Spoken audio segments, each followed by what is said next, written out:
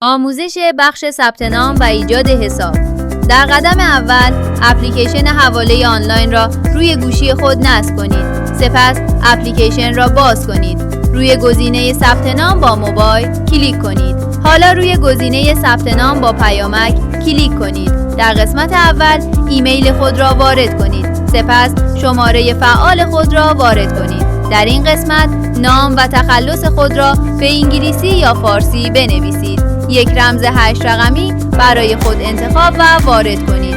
همان رمز 8 رقمی را در قسمت پایین دوباره وارد کنید. سپس یک پین کد 4 رقمی برای خود انتخاب کنید. در این قسمت نام و تخلص خود را به طور کامل بنویسید. از اینجا نوع فعالیت، عمده فروش یا پرچون فروش را انتخاب کنید. در این قسمت عکس تذکره یا مدارک شناسایی خود را بارگذاری کنید. در این قسمت هم عکس چهره خود را بارگذاری کنید. در نهایت پس از تکمیل تمامی بخش‌ها این خانه خالی را علامت گذاری کرده روی گزینه تایید و ثبت نام کلیک کنید.